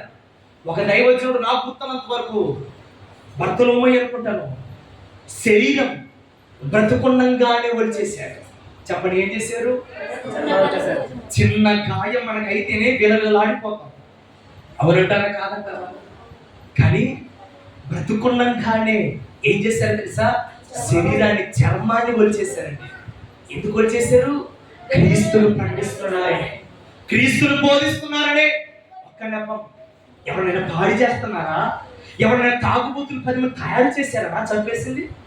ఎందుకు చంపుతున్నారు అంటే క్రీస్తును ప్రకటిస్తున్నారు. ఒక నెపం. క్రీస్తు మాటలు చెప్తూ ఉంటే, దేవుని సువార్తలు చెప్తూ ఉంటే తట్టుకోలేరండి కొంతమంది. అపోస్తలుడైన పౌలు ఏం చేశారో తెలుసా? తల నరికి చంపేశారు. ఆయన వీడియో ఉంటుంది. ఒక కోడినో, ఒక మేకనో ఒక దొంగ మీద పెట్టి ఎలాగైతే నరుకుతామో, అపోస్తలుడైన పౌలుతో చెబుతున్నారు, నువ్వు క్రీస్తును ప్రకటించుకోవడమేలైతే ఇదిగో ఇక్కడ హతమరిచి అంటే అపోస్తలుడైన పౌలండి అలాగే అలా తలక పెట్టేస్తాడండి. పెట్టగానే వచ్చి నరికేస్తారండి. ప్రాణాలు పెట్టారండి భక్తులు, ప్రాణాలు త్యజించారండి. కారణం ఏంటో తెలుసా? క్రీస్తు రాజ్య సువార్త ఒకటే భారం, మీరు సర్వలోకానికి వెళ్ళండి, సర్వ సృష్టికి. ఎందుకని? నా పేరు తెలియని వారు ఎందరో ఉన్నారు. దీని ఒకసారి చాలా మంది అట సేవాలు వచ్చి వెనక్కి తిరిగి వెళ్ళిపోతే దేవుడు అంటున్నాడు, వాళ్ళందరినీ చూసి విసిగిపోయాను, నువ్వైనా వెళ్ళగలవా? నువ్వైనా నా పరిచయం చేయగలవా అని అడుగుతున్నాడు. ఏం తెలియని వారట? ఆయన పేరు కూడా తెలియని వారు ఉన్నారట. ఒకసారి ఎవరు తెలియని వారు? అందుకని నా పేరే తెలియని ప్రజలు ఎందరో ఉన్నారు, నా ప్రేమను వారికి ప్రకటింపని కొందరే ఉన్నారు. మీరైనా మీలో ఒకరైనా, మీరైనా మీలో ఒకరైనా వెళతారా? నా ప్రేమను ప్రకటిస్తారా? వెళతారా? నా ప్రేమను చెబుతారా? నా పేరే తెలియని ప్రజలు ఎందరో ఉన్నారు, నా ప్రేమను ప్రకటింపన్ కొందరే ఉన్నారు. దేవుడికి మహిమ కలుగును గాక. ఈ పాట చాలా మంది దైవజనులు తయారు చేసిందండి. చాలా మంది దైవజనుల యొక్క సాక్ష్యాలు విన్నప్పుడు ఈ పాట పిలిచిందట వారిని. నా పేరు తెలియని వారు ఎందరో ఉన్నారు, మీరైనా మీరు ఒక్కరైనా వెళ్తారా? నా ప్రేమను చెబుతారా? నిజమే కదా? ఆ మాట, ఆ పాట మనకు చెబుతున్నట్లుగా నువ్వెళ్ళు నువ్వెళ్ళు అన్నటువంటి ప్రేరేపణ చేస్తున్నట్లుగా అనిపిస్తుంది. ఒక మాట గమనించండి, దేవుని వాక్యాన్ని చెలోక్తిగా కాదండి, దేవుని వాక్యాన్ని తీవ్రంగా తీసుకోవాలి. యేసు ప్రభువు చెప్పాడు, మీరు సర్వలోకానికి వెళ్ళండి. అలా వెళ్తున్నప్పుడు మీకు శ్రమలు ఎదురవుతాయి. అలాగే ఎదురైందండి ప్రకటించేటువంటి. చెప్పండి ఎవరికి? ఈ సంఘానికి. వెళుతున్నప్పుడు శ్రమలు ఎదురైనా కానీ మీరు ఎవరి గురించి ప్రకటించడం మానకూడదు, క్రీస్తుని గురించి ప్రకటించడం మానకూడదు. వెళ్ళారండి, సువార్తను ప్రకటించారండి, ప్రాణాలు పెట్టేశారండి. ఎందరో తమ జీవితాలను బలిపీఠం మీద పెట్టేశారండి. అది ఏ భారంతో ఈరోజు మాటలు చెప్తున్నాను. ప్రియ సోదరుడు, నువ్వు ఏ వయసులో ఉన్నవాడివైనా, నువ్వు వృద్ధుడువైనా, రేపు మాకు కాలు చేస్తున్నవాడివైనా, నువ్వు చిన్న వయసులో ఉన్నవాడివైనా కానీ దేవుడికి నువ్వు అవసరం. దేవుడికి నువ్వు కావాలి. అయ్యా నన్ను కూడా వాడుకోగలవా అంటే నేను చెప్తున్నాను, ఆయన ఖచ్చితంగా వాడుకోగలిగిన వాడు. చెప్పొకసారి, ఏం చేయగలిగిన వాడు? వాడుకోగలిగిన వాడండి. నువ్వు ఎలా వాడుకుంటావయ్యా అని అడగగలిగితే ఆయన చెప్తాడు, ఇదిగో నువ్వు ఈ పనుల్లో నువ్వు వాడబడని చెప్తాడు ఆయన. దానికోసం మనం కనిపెట్టాలి. మాట మీకు చెప్తున్నాను, ప్రతి వారి భుజాల మీద కాడి ఉందండి, దాని నిర్లక్ష్యము చేయొద్దండి. ఈ లోక ఆశలకి, శరీరాశలకి లొంగిపోవద్దండి. కాలము గతించిపోతుంది, సమయము ఆసనమైపోయింది, దినములు చెడ్డవి గనక మీ సమయాన్ని పోనివ్వకండి. సమయాన్ని ఏం చేయకండి? పోనివ్వకండి. ఈ శరీర కోరికలు, శరీర ఆశలు గతించిపోతాయండి. ఒక రోజున ఈ అందంగా ఉండే ఈ శరీరమే కురూపిగా మారిపోతండి. నిజమే. ఆ రోజుల్లో సావిత్రి సినిమా హీరోయిన్ ఎంత గొప్ప యాక్టరో, అయితే చాలా అందగత్తెల్లో అందగత్తె అన్నారు ఆమె. అయితే ఆమె ఆఖరి దినాలు చూసినప్పుడు చాలా భయంకరంగా ఉంటాయండి. శరీరము అందంగా ఉంది ఒకప్పుడు, కానీ ఏమైపోయిందో తెలుసా? ఆఖరి రోజులకు వచ్చేసరికి ఆమెను చూస్తేనే పిల్లలు భయపడేటట్లుగా అయిపోయింది. ఈరోజు అందం ఉంటుంది, రేపు పొద్దున గడ్డి పువ్వు వలె అది వాడిపోతుంది. కానీ ఒక మాట మీకు చెప్తామని గమనించండి, ఈ శరీర కోరికలు, శరీర ఆశలు గతించిపోతాయి. కానీ మనము మన బలం ఉన్నప్పుడు ఎవరు ప్రకటించాలి? ప్రకటించాలి. వెళ్ళిందండి సంఘం, ప్రకటించిందండి. మొదటిగా సర్వలోకానికి వెళ్ళండి, సర్వ సృష్టికి ప్రకటించండి అన్నటువంటి మాటలో మొదటిగా మీ ముందు పెడుతున్నాను. శ్రవలలో క్రీస్తును ప్రకటించిన గుంపు ఆది సంఘం. ఇది మొదటి. రెండవది చూద్దాం, చూడండి ఒకసారి. 2వ రాజుల గ్రంథం 5వ అధ్యాయం 2వ వ్యక్తిని మీకు పరిచయం చేస్తాను. ఆమె కూడా ప్రకటించిందట. 2వ రాజుల గ్రంథం 5వ అధ్యాయం 3వ వచనాన్ని చదువుకుందాం. 3వ వచనం. అది ఒకసారి తలపైకి ఎదురు చూడండి. అది అంటే ఎవరు గురించి మాట్లాడుతున్నారు అక్కడ అంటే ఒక చిన్న పిల్ల గురించి మాట్లాడుతున్నారు అక్కడ. ఒకసారి ఎవరి గురించి? ఇది మీకు అర్థం కావాలంటే పై వచనం చదువుతాం, 2వ వచనం గురించి చదవండి. సిరియనులు గుంపులుగా బయలుదేరి ఇశ్రాయేలియ దేశం మీదికి పోయుండిరి. అచ్చటి నుండి ఆ మాట చేసుకోండి, ఒక చిన్న దానిని చెరగొని అది షోమ్రోనులో ఉన్న నయమాను భార్యకు పరిచారం చేయుచుండెను. అది షోమ్రోనులో ఉన్న ప్రవక్త దగ్గర నా ఏలిన వాడు ఉండవలెనని నేను ఎంతో కోరుచున్నాను.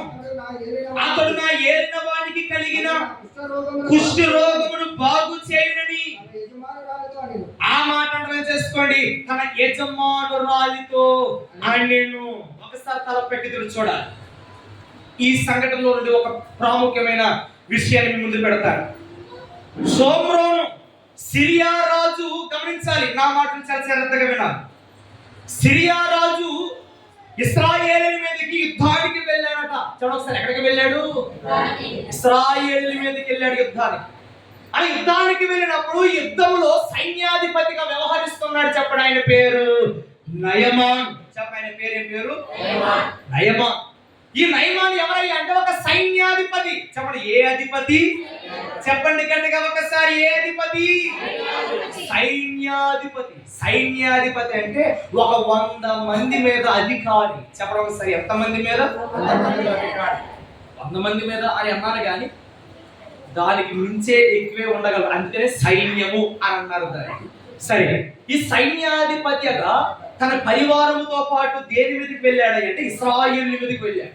ఇశ్రాయేలు మీదకి వెళ్ళి యుద్ధం చేసి వస్తూ ఈ నయమాన్ ఏం చేశాడు తెలుసా? ఆ ఇశ్రాయేల్లో ఒక చిన్న పిల్లను తీసుకొచ్చుకున్నాడట. ఎందుకో తెలుసా?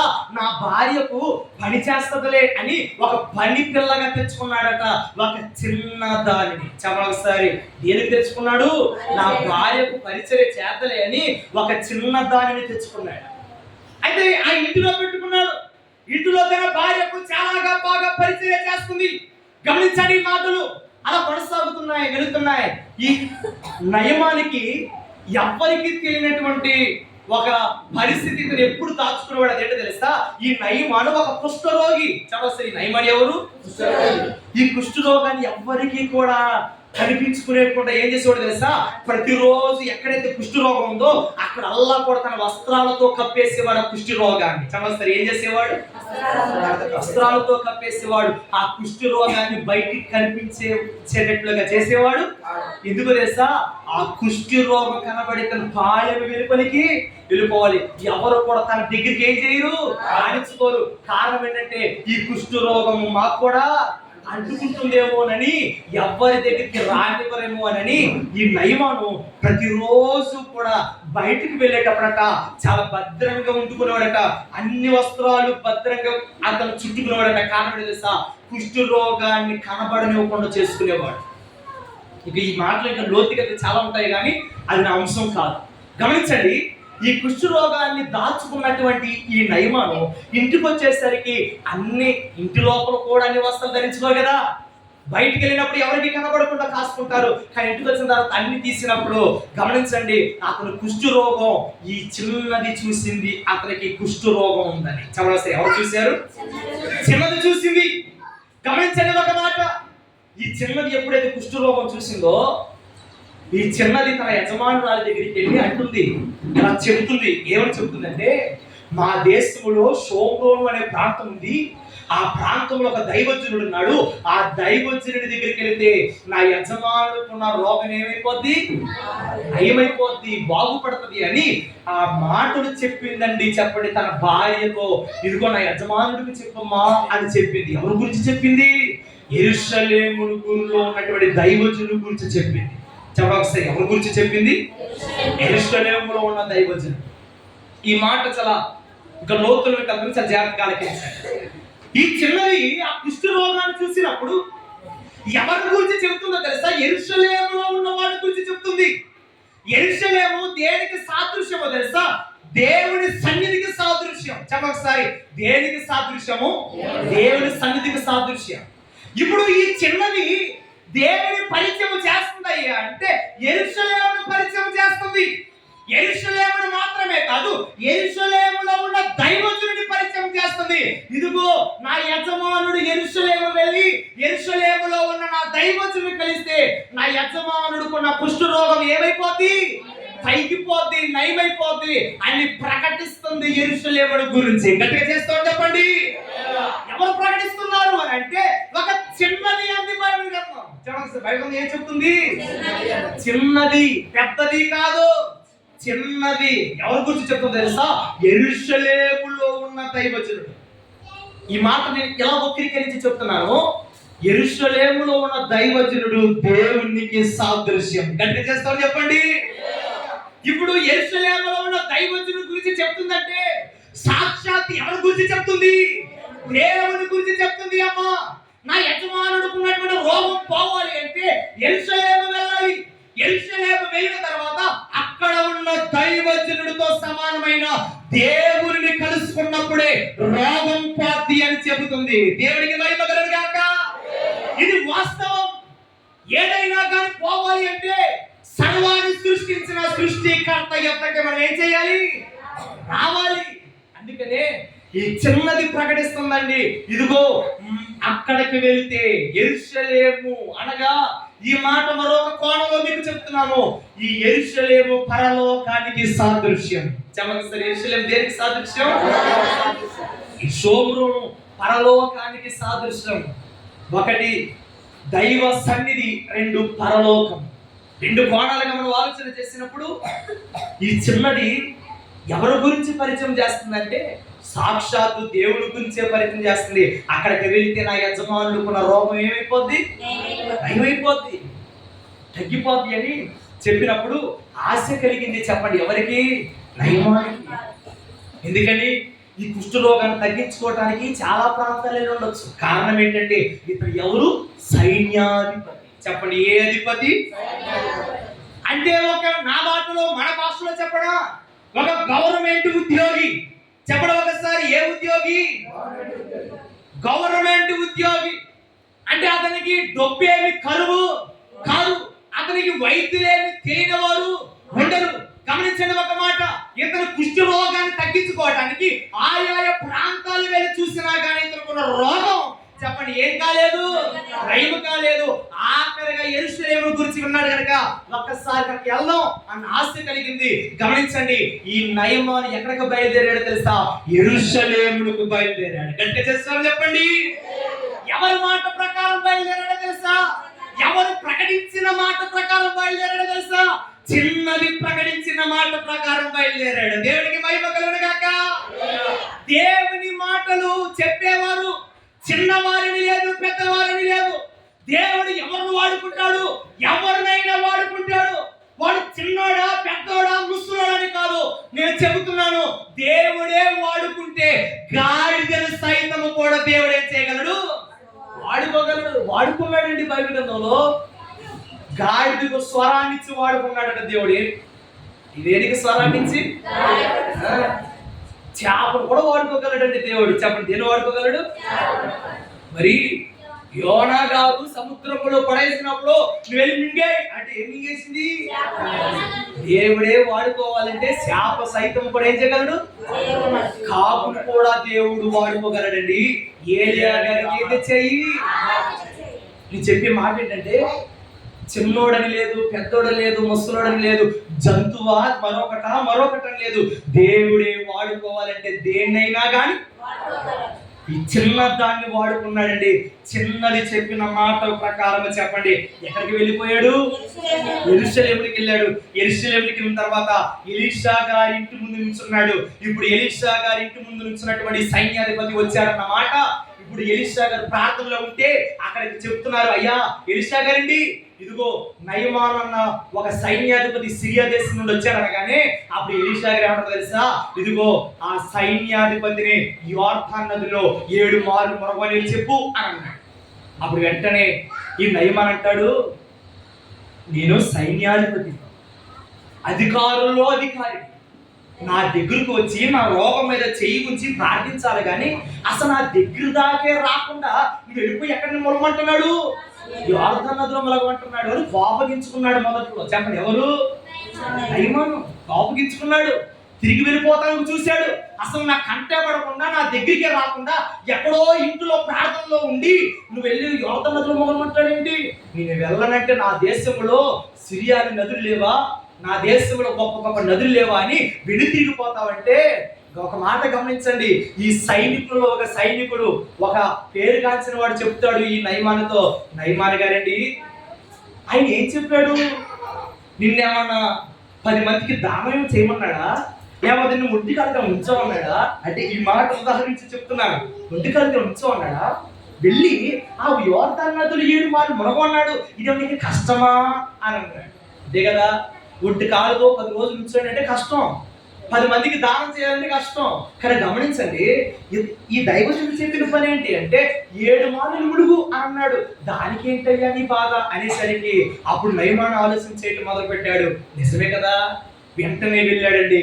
వెళ్ళి ములగగానే 7వ మురిగి తిరిగి లేవగానే అతని శరీరము చంటి పిల్ల దేహం వలె అయిపోయిందట. గట్టిగా చేసుకోవాలి చెప్పండి, ఎలా అయిపోయింది తన శరీరము? చూసుకున్నాడు, కుష్ఠరోగం ఎక్కడ కనబడలేదు, ఎక్కడ కూడా కుష్టి జాడ కూడా కనబడలేదు. వెంటనే పరుగుని ఎక్కడికి వచ్చేసాడు తెలుసా? దైవజనుడి దగ్గరికి వచ్చేసాడు. దైవజనుడా, ఈ మాట ప్రకారం నేను చేశాను, నాకు ఏం పోయింది? దైవజనుడు చాలా విచిత్రంగా ప్రవర్తించాడు అక్కడ. నిజమే, దైవజనుల్లో ఒక పట్టాన ఎవరికి అర్థం కాదు, దేవుడు కూడా ఒక పట్టాన ఎవరికి అర్థం కాదు. ఆయన అర్థం చేసుకోవాలంటే మన జ్ఞానం సరిపోదు, అంత మహాజ్ఞాని ఆయన. చెప్పండి, ఎవరు? మహాజ్ఞాని. అందుకనే ఆయన క్రియలు ఎలా ఉంటాయి అంటే, దేవుడి క్రియలు కూడా ఎలా ఉంటాయంటే, అబ్రహాముతో అంటాడు వచ్చేయి అని అంటాడు. చాలా విచిత్రంగా ఉంటుంది. మనం చదువుకుంటానికి మనం ధ్యానించడం బాగానే ఉంటుంది, కానీ ఒక మాట మీకు చెప్తాను, మీరు ఫలానా చోటకి మీరు బయలుదేరిపోండి అని దేవుడు చెప్తే మనం వెళ్ళగలమా? ఎక్కడికి వెళ్తామో తెలియదు. అబ్రహాం గారు కూడా ఎక్కడికి వెళ్తాడో తెలియదు, ఎక్కడ ఉంటాడో తెలియదు. కానీ దేవుడి మాటలు కానీ, దేవుడి విషయాలు కానీ, దేవుడు ప్రవర్తించే ఆ తీరు కానీ చాలా విచిత్రంగా ఉంటుంది. దేవుడు చేయమంటాడు, మరలా వద్దంటాడు. ఏంటో ఆయన కార్యాలు చాలా విచిత్రంగా కనబడతాయి. మరొక మాట మీకు చెప్తాను, దైవజనుడు కూడా ఆయన చెప్తాడు, కాదంటారు. అందుకే నాకు వాక్యాన్ని బోధించిన దైవజనుడు ఆయన జీవిత అనుభవంలోనే నాకు నేను నేర్చుకున్నది ఏంటో తెలుసా? ఆయన చిత్తం ఉంటే చేయటం. అందుకే ఎక్కువగా ఆయన చిత్తం అనే పదాన్ని వాడతారు. ఆయన చిత్తమైతే చేద్దాం, ఆయన చిత్తమైతే ఆయన చిత్తం ఆ మాట నేను నేర్చుకున్నాను. అందుకనే దేవుని ఆలోచన చాలా విచిత్రంగా ఉంటుంది. ఇక్కడ దగ్గరికి రాకుండా ఏం చెప్పాడు తెలుసా? నువ్వు వెళ్ళి 7 మార్లు ఏం చేయమన్నాడు? రమ్మన్నాడు. ఈ యెరూషలేముకు రావటం, యెరూషలేములో ఉన్న దైవజనుడిని గమనించడం ఒక మాట, కలుసుకోవటం. ఎవరి మాట ప్రకారం తెలుసా? ఎవరు ప్రకటించడం ద్వారా తెలుసా? ఆ చిన్న పిల్ల ప్రకటించడం ద్వారా. చెప్పండి, ఎవరు ప్రకటించడం ద్వారా? చిన్న పిల్లలు ప్రకటించడం ద్వారా. పాల్ యాంగిచో గారు ఏనాడు ఇక్కడే చెప్పాను అన్నట్టు నాకు గుర్తు 2018 అనుకుంటాను ఆయన చనిపోయిన. నాకు గుర్తున్నంత వరకు 2018 అనుకుంటాను. పాల్ యాంగిచో గొప్ప దైవజనుడు. సౌత్ కొరియా అనుకుంటాను. ఆ దేశాన్ని ఆ దేశాన్ని సువార్త పరిచయం ద్వారా, సువార్త ద్వారా హడలెత్తించేశాడు. చెప్పండి, ఎవరు? పాల్ యాంగిచో గారు. ప్రపంచంలో అతిపెద్ద చర్చిలో ఒక చర్చి ఎవరో తెలుసా? పాల్ యాంగిచో గారి చర్చి. ఇది ఇంటికి వెళ్ళిన తర్వాత యూట్యూబ్లో కానీ గూగుల్ తల్లిని కానీ అడగండి, పాల్ యాంగిచో గారి చర్చ్ అని కొట్టగానే మీకు వస్తుంది. ఆయన కూడా కనబడతాడు. గమనించండి ఒక మాట, ఈయన ఎలా రక్షణలోకి వచ్చాడు తెలుసా? యేసు ప్రభు అంటే తెలియదు ఈయనకి. యేసు ప్రభు అంటే ఈయనకి గిట్టేది కాదు. ఈయన ఒక మతాన్ని నమ్ముకున్నవాడు. అయితే గమనించండి, ఈయనకి ఒక రోగం వచ్చింది. చెప్పండి, ఏమొచ్చింది? రోగం వచ్చింది. ఏ రోగం తెలుసా? క్షయ రోగం వచ్చింది. చెప్పండి ఒకసారి, ఏ రోగం వచ్చింది? ఆ రోజుల్లో క్షయ రోగం అనేది ఒక అంటివ్యాధి.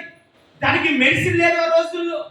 అయితే గమనించండి, క్షయ రోగాన్ని పెట్టి ఈ వ్యక్తిని ఏం చేశారో తెలుసా? ఒక గదిలో బంధించేశారు. చెప్పొస్తే ఎక్కడ బంధించారు? అదే గదిలో పెట్టేశారు ఆయన్ని. ఎవరు కూడా అతని దగ్గరికి వచ్చేవారు కాదు. ఈయన కూడా బయటకు వచ్చేవాడు కాదు. ఆ గదిలోనే ఉండేవాడు. కారణం ఏంటంటే అతనికి ఉన్నటువంటి క్షయరోగం. ఈ రోగాన్ని పెట్టి ఆ వ్యక్తి అక్కడే ఉండిపోయేవాడు, అక్కడే నిలబడిపోయేవాడు, అక్కడే ఉండిపోయేవాడు. ఆ రోగం మరింత తీవ్రతం అయిపోతూ ఉండేది. అయితే గమనించండి, ఒక రోజున అతని బంధుమిత్రులు కూడా రావడం మానేశారు. మొద్ద అన్నం పెట్టేవాళ్ళు కూడా చెప్పండి అతనికి లేకపోయి. ఎందుకంటే అతని దగ్గరికి వెళితే మాకు కూడా క్షయరోగం అంటుకుపోతేమో అన్న భయంతో నా అన్నవారు కూడా అతని దగ్గరికి రాలేదు. ఈ విషయం మనకు బాగా సుపరిచితమే, మనకు బాగా అనుభవమే. ఇప్పుడు కరోనా వైరస్ నిజమే కదా. అలాగా మన ఈది ముందు వెళ్తున్నాడు అనుకోండి, అక్కడ అంత దూరం ఉండగానే దూరం మనం కనిపిస్తున్నాం. కారణం ఏంటి? ఆడుకున్నటువంటి రోగం నాకు వచ్చేద్దేమో అని. ఆ రోజు క్షయరోగం కూడా అలాగే ఉండేది. గమనించండి, ఇలాంటి పరిస్థితుల్లో ఉన్నాడు, ఇలాంటి పరిస్థితుల్లో కొనసాగుతున్నాడు. వెళుతున్నప్పుడు ఒక సండే స్కూల్కి వెళ్ళేటువంటి ఒక చిన్న పాప, చెప్పండి ఆమె ఎవరు? సండే స్కూల్కి వెళ్ళేటువంటి చిన్న పాప ఒక రోజున ఆ ఇంటి డోర్లు కొట్టింది. పాల్ యాంగిచో గారు చాలా ఆశ్చర్యపోయాడు. ఎవరు నా డోర్ కొడుతుంది? నా అన్నవారు కూడా నా ఇంటికి రావటం మానేశారే, ఎవరా అని వెళ్ళి డోర్ తీసేసరికి ఆ ముందే నిలబడింది. చెప్పండి, ఎవరు? గట్టిగా చేతులు చెప్పండి. సరిపడే వరుస చెప్పండి. ఈ మాట ప్రాముఖ్యం, అందుకే నేను మిమ్మల్ని కదలేస్తున్నా, వినాలి. ఎప్పుడైతే ఈ పాప వెళ్ళి అలాగ డోర్ కొట్టిందో తీసేసరికి ఈ పాల్ యాంగిచో గారు కోపగించుకున్నాడు. ఎందుకనంటే నాకు రోగం ఉంది, నీకు కూడా అంటుకుపోతామో అన్న భయముతో అతను అరిచాడు, నువ్వు వెళ్ళిపో అని అన్నాడు. కానీ ఈ పాప ఏం మాట్లాడడం తెలుసా? అంకుల్, యేసు ప్రభు వారు ప్రేమామయుడు అంకుల్ అని చెబుతుంది. చెప్పండి, యేసు ప్రభు వారు ఎవరంట? ఈ రోజు నా సండే స్కూల్లో చెప్పారు, యేసు ప్రభు వారు ప్రేమించేవాడని అన్నటువంటి మాటలు చెబుతుంది. అది చెప్తామంటే అవి ఏం మాటలు గిట్టట్లా. కారణం ఏంటంటే అతను యేసు ప్రభు అంటే గిట్టదు, అతను యేసు ప్రభు అంటే నచ్చదు. వాళ్ళ పరిస్థితులు గదురుకున్నాడు, డోర్ వేసేసుకున్నాడు, వెళ్ళిపోయింది. మరలా మరుసటి రోజు అదే సమయానికి వచ్చేసి అంటుంది, అంకుల్ యేసు ప్రభు వారు ప్రేమిస్తున్నాడు అని చెబుతూ ఆమె వెంట వస్తూ ఏం తెచ్చింది తెలుసా? బైబిల్ గ్రంథాన్ని తెచ్చింది. చెప్పడం సార్, ఏం తెచ్చింది? తెచ్చి ఇస్తుంది. అంకుల్, ఈ గ్రంథంలో యేసు ప్రభు వారు ఉన్నాడు, ఈ గ్రంథాన్ని చదవండి అని ఇచ్చింది. వెంటనే ఈ వ్యక్తి గదురుకున్నాడు, తీసుకొని అన్నాడు. ఎంత చెప్పినా వెళ్ళకపోయేసరికి ఆ బైబిల్ తీసుకున్నా వెళ్తదేమో అని బైబిల్ తీసుకున్నాడు. ఆయన డోర్ వేసేసాడు. ఆ వెళ్ళిపోయింది. ఆ తీసుకున్న బైబిల్ గ్రంథాన్ని ఒక టేబుల్ మీద పెట్టేసి వదిలిపెట్టేశాడు. మరుసటి రోజు మళ్ళా వచ్చింది, మళ్ళా డోర్ కొట్టింది. అంకుల్, నేను ఇచ్చిన బైబిల్ మీరు చదివారా అంది. బైబిల్ లేదు, ఏమీ లేదు, వెళ్ళిపోవాలి గదురుకున్నాడు. ఆయన వెళ్ళకపోయేసరికి సరే చదువుతానన్నాడు. చదివేసరికి గమనించండి, ఆ ఇచ్చినటువంటి బైబిల్ గ్రంథం నూతన నిబంధన, క్రొత్త నిబంధన బైబిల్ ఇచ్చింది. ఆ బైబిల్ గ్రంథాన్ని ఎంతవరకు చెబుతుంది కదా అని ఓపెన్ చేశాడు. ఫస్ట్ ఓపెన్ చేయగానే మత్తయి సువార్త మొదటి అధ్యాయం తగిలింది. అది చదవడం మొదలు పెట్టాడు. అబ్రహాం ఇస్సాకును కనిన ఇస్సాకు, యాకోబును కనిన యాకోబు తన అన్నదమ్ములైన సోదరులు కనిన అన్నటువంటి మాటలు తగులుతున్నాయి. ఇవేమి అర్థం కాలేదు ఎవరికి? పాల్ యాంగిచో గారికి. లోపల కన్నట్లుగా ఉందండి అని అనుకున్నాడు. ఏమి అర్థం కాల, మూసేశాడు, పక్కన పెట్టేశాడు. మరా రోజు అదే సమయానికి వచ్చేసింది. వచ్చి అంకుల్ బైబిల్ చదివారా అంది. వెంటనే నాకేం అర్థం కావట్లేదు, నేను చదవలేదు అన్నాడు. అప్పుడు ఆమె చెప్పింది, అంకుల్ మొదటి అధ్యాయం 18వ వచనమని ఏలు పెట్టి చూపించింది, అక్కడి నుంచి చదవండి అంకుల్ అని ఉంది. అక్కడ ఏమో తెలుసా, యేసు క్రీస్తు జనన విధానం ఏదనగా అన్నమాట ఉంటుంది. అక్కడి నుంచి చదవడం మొదలు పెట్టాడు. చాలా జాగ్రత్తగా ఈ మాటలు ఆలకించండి. ఎప్పుడైతే చదవడం మొదలు పెట్టాడో ఆ మాటలని చదువుతూ ఉంటే ఇతని జీవితమే కనబడుతున్నట్లుగా కనబడుతుంది బైబిల్ గ్రంథంలో. మత్తయి సువార్త 8వ అధ్యాయంలో ఒక కుష్ఠ రోగి వస్తాడు యేసు ప్రభువు దగ్గరికి. వచ్చి అంటాడు, ప్రభువా నీ ఇష్టమైతే నన్ను ఏం చేయగలవు, శుద్ధిని చేయగలవు అంటాడు. ఎగ్జాక్ట్ గా ఇతని జీవితం లాగానే కనబడుతుంది. ఎవరి జీవితము? బైబిల్ గ్రంథంలో 8వ అధ్యాయంలో కనబడుతున్న జీవితం. చదువుతున్నాడు, మరింత ఇంట్రెస్ట్ పెరిగింది. బైబిల్ గ్రంథం చదువుతున్నాడు. అలా మత్తయి సువార్త చదివేశాడు. మార్కు సువార్తకు వచ్చాడు, మార్కు సువార్త చదువుతున్నాడు. మార్కు సువార్త అయిపోయింది. లోక సువార్తకు వచ్చాడు, లోక సువార్త చదివాడు. లోక సువార్త అయిపోయింది. యోహాను సువార్తకు వచ్చి యోహాను సువార్త ముగించేసరికి అతని రోగం కూడా నయమైపోయింది. గట్టిగా తెలుసు చెప్పండి. ఎప్పుడైతే ఇలా నయమైపోయిందో అతని యొక్క పరిస్థితి మెరుగుపడటం మొదలుపెట్టింది. వెంటనే ఇంకా ఆసక్తిగా బైబిల్ చదవటం మొదలు పెట్టాడు. అలా బైబిల్ చదవటం మొదలు పెట్టినప్పుడు అనేకమైన విషయాలు బైబిల్ గ్రంథం ద్వారా దేవుడు మాట్లాడటం మొదలు పెట్టాడు. నా కుమారుడా, నువ్వు నా సేవకుడు రావాలి, నువ్వు నా పరిచర్య చేయాలన్నటువంటి మాటలు వినబడుతున్నాయి. అలా మాటలు వినబడుతున్నప్పుడు దేవునికి తీర్మానం చేసుకుని సువార్త పరిచర్యకు వచ్చాడు. దేశాన్ని దేవుని కొరకు రక్షించాడు. గట్టిగా చేస్తామని చెప్పండి. పాల్ యాంగిచో గారి సువార్త పరిచర్యకు మూల కారణం ఎవరో తెలుసా? ఒక సండే స్కూల్ చిన్న పాప. చిన్న పిల్లలకు ఉన్నటువంటి ఇంకిత జ్ఞానం పెద్ద వారికి కూడా లేదేమో అని అనిపిస్తుంది కొంతమంది చూసినప్పుడు. నేను సార్వత్రిక సంఘాన్ని దృష్టిలో పెట్టుకుని మాట్లాడుతున్నాను. చిన్న పిల్లలకు ఉన్నటువంటి ఆ విశ్వాసం పెద్దలకు ఉండదండి. ఎందుకని? లాజిక్లు పనిచేస్తాయండి వాళ్ళకి. ఏం పనిచేస్తాయి? నేను ఒకసారి చాలా కాలం కింద చెప్పాను, అక్కడ చెప్పినట్టు గుర్తు నాకు. కొన్ని దేశాల్లో వర్షాలు పడవు, భయంకరమైన ఎండ ఏడిమి అలా ఉంటాయి. ఒక దేశంలో కొద్దిగా వర్షాలు పడతాయి. ఆ కొద్దిగా వర్షాలు పడటాన్ని ఆ వర్షపు నీరుని భద్రం చేసుకుని మరలా వర్షం కురిసేంత వరకు కూడా ఆ నీరు ఏం చేసుకుంటారు, చాలా జాగ్రత్తగా వాడుకుంటారు. అలా వాడుకున్నటువంటి క్రమంలో గమనించండి, ఈ వర్షాల కోసము దైవజనుడికి వర్షాలు పడకపోయేసరికి దైవజనుడు అన్నాక, మనము ఉపవాసానికి ప్రతిష్ఠించుకుని ప్రార్థన చేద్దాం. దేనికోసం అంటే వర్షం కోసం ప్రార్థన చేద్దామని 3 రోజులు వర్షం కోసం ప్రార్థన చేయడానికి పూనుకున్నారు. చెప్పండి, ఎన్ని రోజులు? 3 రోజులు వర్షం కోసం ప్రతిష్ఠించుకుని ప్రార్థన చేయడానికి పూనుకున్నారు. అలా ప్రార్థన చేయడానికి పూనుకున్నటువంటి వీళ్ళు ప్రతిరోజు సాయంత్రం వచ్చేవాళ్ళు. దేనికోసం ప్రార్థన చేసేవాళ్ళు? వర్షం కోసం ప్రార్థన చేసేవాళ్ళు. వెళ్ళిపోయేవాళ్ళు. అలా 2 రోజులు గడిచిపోయింది. ఆఖరి రోజు చెప్పండి, మరింత తీవ్రంగా చెప్పండి, ఏం చేయాలి? అలాగా అందరూ కూడా ఇంటి నుండి బయలుదేరుతున్నారు. అలా బయలుదేరుతున్న ఒక కుటుంబం, ఆ కుటుంబం కూడా రెడీ అయిపోయింది, బయలుదేరుతుంది. అలా బయలుదేరుతున్నప్పుడు ఆ ఇంటిలో ఉన్నటువంటి ఒక చిన్న పాపట తనతో పాటు ఒక గొడుగు తెచ్చుకుంటుందంట. చెప్పండి సార్, ఏం తెచ్చుకుంటుంది? వెంటనే తండ్రి ఆమె చూసి నవ్వాడు. ఏంటి పాప, మనం చేస్తుందే వర్షం కోసం, నువ్వు దానికి ఎగతాళిగా గొడుగు తెచ్చుకుంటున్నావు అని నవ్వాడట తండ్రి. అయితే సరే తెచ్చుకో అన్నాడు. వచ్చారు. చర్చిలోకి రాగానే ఆ గొడుగు చూసి అందరూ పక్క వేశారు. కారణం ఏంటి? వర్షం ఒక చొక్కా లేదు, కానీ ఏం తెచ్చుకుంది? గొడుగు తెచ్చుకుందని. అప్పుడు గమనించండి, ఆ పాప ఏమంటుందంటే అందరి ముందు, మనం దేనికోసం ప్రార్థన చేస్తున్నాం? వర్షం కోసం ప్రార్థన చేస్తున్నాం. మనం దేనికోసం వచ్చి ప్రతిరోజు మొదలు పెడుతున్నాము అంటే వర్షం కోసం మొదలు పెడుతున్నాం. ఇదిగో నా విశ్వాసం 2 రోజులు అయిపోయాయి. 3వ రోజు మనం ప్రార్థన ముగించుకుని వెళుతున్నప్పుడు దేవుడు వర్షాన్ని పంపిస్తాడు. నేను వర్షంలో వెళ్ళకున్నట్లు నేను కాపాడుకోవటానికి, తడవకుండా ఉండటానికి నాతో ఏం తెచ్చుకున్నాను? గొడుగు తెచ్చుకున్నాను. వెళ్ళేటప్పుడు నేను తడవకుండా వెళ్ళటానికి గొడుగు తెచ్చుకున్నాను చెప్పిందట. గమనించండి, ప్రార్థన అంతా అయిపోయింది. ప్రార్థన అంతా అయిపోగానే తర్వాత ఉరుములు మెరుపులతో వర్షం రావటం మొదలు పెట్టిందట. గట్టిగా చేస్తాం చెప్పండి.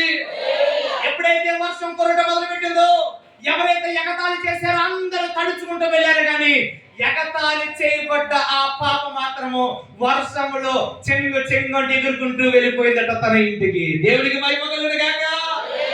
నేను చెప్పే మాట ఏంటి అంటే, ఇది మీకు అర్థమైతే ఈ రోజున చిన్న పిల్లలకు ఉన్నటువంటి ఇంకిత జ్ఞానం చెప్పండి అప్పలేకపోయింది. చిన్న పిల్లలు కలిగినటువంటి ఆ జ్ఞానం ఎంత గొప్పదో, అంటే ఎంతగా దేవుని యందు వాళ్ళు విశ్వాసం ఉంచుతారు అని చెప్పడానికి ఈ మాట మీకు చెప్తున్నాను. సోదరుడా, ఈ చిన్నది యెరూషలేములో ఉన్న దైవజనుడు అంటే సాక్షాత్ యేసు ప్రభువు గురించి ఏం చెప్తుంది? స్వార్థ అయ్యా అక్కడికి వెళితే నువ్వు బాగుపడతావు. ఈ మాట ఇక్కడ లోతులోకి వెళితే రోగం దేనికి సాదృశ్యంగా కనబడుతుంది తెలుసా? పాపానికి సాదృశ్యంగా కనబడుతుంది. క్రీస్తు రక్తము మిమ్మల్ని స్వస్థపరచును అని అంటాడు యాకోబు పేతురు రాసిన పత్రికలో. అంటే స్వస్థపరచడం ఏంటి? జబ్బు కలిగిన వాడికి స్వస్థత అవసరం, కానీ అక్కడ రక్షించబడ్డాడు అన్న మాట రాస్తే బాగుండు, కానీ అక్కడ ఏమో తెలుసా? స్వస్థత పొందెను అన్న మాట ఉంది. ఈ మాట ఇంకా లోతులోనికి వెళితే మనకు అర్థమయ్యే మాట ఏంటి తెలుసా? రోగం, పాపం దేనితో పోల్చబడి తెలుసు బైబిల్ గ్రంథంలో? రోగానికి పోల్చబడి.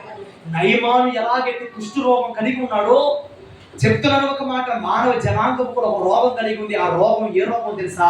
పాపం అనే రోగం. చెప్పండి, ఏ రోగం? ఈ పాపం అనే రోగం పోవాలి అంటే, పాపం అనే రోగం పోవాలి అంటే అది ఎక్కడ తెలుసా? యెరూషలేములోనే. చెప్పండి, ఎక్కడది? యెరూషలేములోనే, దేవుని సన్నిధిలోనే, దేవుని సన్నిధి ఆవరణలోనే. అందుకే క్రీస్తు రక్తము ప్రతి పాపము నుండి మనం ఏం చేస్తుంది? పవిత్రము చేయును అన్నమాట. ముగ్గురిని పరిచయం చేద్దాం అనుకున్నాను, కానీ ఇద్దరిని ముందు పెట్టాను. ఒకటి శ్రమలలో క్రీస్తును ప్రకటించినటువంటి గుంపు, ఆది సంఘం. రెండవదిగా చిన్న పాప, చిన్నది ఎవరి గురించి ప్రకటించింది? దేవుని గురించి. రోగాన్ని మాన్పగలిగిన వాడు, ఆయన పాప రోగాన్ని తీసివేయగలిగిన వాడు. మూడవదిగా మార్కు సువార్త, మీరు ఇంటికి వెళ్తారు చదవండి 5వ అధ్యాయంలో, దెక్కపోలిలో ప్రకటించున్నాడు. చెప్పండి, ఎక్కడ ప్రకటించున్నాడు? దెక్కపోలి అన్న మాటను అన్వేషణ చేస్తున్నప్పుడు 10 పట్టణాలు అన్నది గ్రీక్ లో. చెప్పండి, దాని అర్థం ఏంటి? 10 పట్టణాలు. దెక్కపోలి అన్న మాటకు గ్రీక్ భాషలో 10 పట్టణాలు. అంటే ఈ వ్యక్తి దేవుడు చేసిన కార్యాలన్నీ కూడా ఎక్కడికి వెళ్ళి ప్రకటిస్తున్నాడట? దెక్కపోలిలో ప్రకటిస్తున్నాడు. అంటే అర్థం ఏంటో తెలుసా? ఆ 10 పట్టణాల్లోకి వెళ్ళి ప్రకటిస్తున్నాడట దేవుడు తన జీవితంలో చేసిన మేలు, దేవుడు తన జీవితంలో చేసిన కార్యాలు. అలా ప్రకటిస్తుంటే అనేక మంది దేవుని యొద్దకు నడిపించబడ్డారు. ముగ్గురు వ్యక్తులు. ఒకటి శ్రమలలో క్రీస్తును ప్రకటించారు. యేసు ప్రభువు అన్నమాట, మీరు సర్వలోకానికి వెళ్ళండి, సర్వ సృష్టికి సువార్తను ప్రకటించాలి అన్నాడు. ప్రకటించాలి, వ్యక్తిగత సువార్త చేయాలి. వ్యక్తిగతంగా ఎవరి గురించి ప్రకటించాలో తెలుసా? క్రీస్తును ప్రకటించాలి. ఏదైనా గొప్ప గొప్ప వ్యక్తుల కోసం మనం మాట్లాడుకుంటాం. అందుకని అపోస్తలుడు పౌలు అంటాడు, ముసలమ్మ ముచ్చట్లు కట్టి పెట్టాలట. ఎవరి గురించి ప్రకటించాలి? దేవభక్తి సాధన చెయ్యాలి నా ప్రియ సోదరుడా అంటాడు అపోస్తలుడు పౌలు. నా ప్రియ కుమారుడా తిమోతి, నువ్వు దేవభక్తి సాధన చేయాలంటాడు. గమనించండి, ఒక మాట ముగిస్తున్నాను. మనము సాధించవలసింది, చేయవలసింది, ప్రయాసపడవలసింది ఎక్కడయ్యా అంటే క్రీస్తులోనే, క్రీస్తు ప్రకటనలోనే. అట్టి ధన్యత దేవుడు మీ అందరికీ దయచేయును గాక. ఆమేన్. ప్రార్థన, అందరూ మోకరించండి. ప్రార్థన. పరిశుద్ధుడా, ప్రేమ కలిగిన మా తండ్రి, ఈరోజు ఈ ఆదివారపు వేళ మీరు బహుబలంగా మాట్లాడారు. మీరు మాట్లాడిన విధానాన్ని బట్టి నీకు స్తోత్రం. సర్వలోకానికి వెళ్ళాలి, సర్వ సృష్టికి సువార్తను ప్రకటించాలి అన్నటువంటి మాటతో ప్రకటించుట, సువార్తను ప్రకటించుట అన్న మాటలో ఆది సంఘము చెదిరిపోయిన కడల్లా వెళ్ళి సువార్తను ప్రకటించింది. ప్రభువా, చిన్నది నీ మాటలను ప్రకటించింది. సేన అన్న దెయ్యము కలిగిన వాడు దెక్కబడిలో ప్రకటించాడు. మేము కూడా వ్యక్తిగతంగాను నేను ప్రకటించేవారిగా, వ్యక్తిగతంగాను నేను ఆరాధించేవారిగా మీరు చేయమని కోరుతున్నాను. దేవ, మా జీవితం ద్వారా నేను ప్రకటించాలి. నోటి ద్వారానే కాదు, మా జీవితం ద్వారా కూడా నేను ప్రకటించాలి. అటు కృపా ధన్యత సంఘానికి నాకు దయచేయండి. సంఘాన్ని మరింత లోతుల్లోనికి ఆత్మీయ జీవితంలో పెంచమని యేసు నామముని ప్రార్థన అడిగి వేడుకుని ప్రార్థిస్తున్నాను తండ్రి. చెప్పండి గట్టిగా ఆమేన్.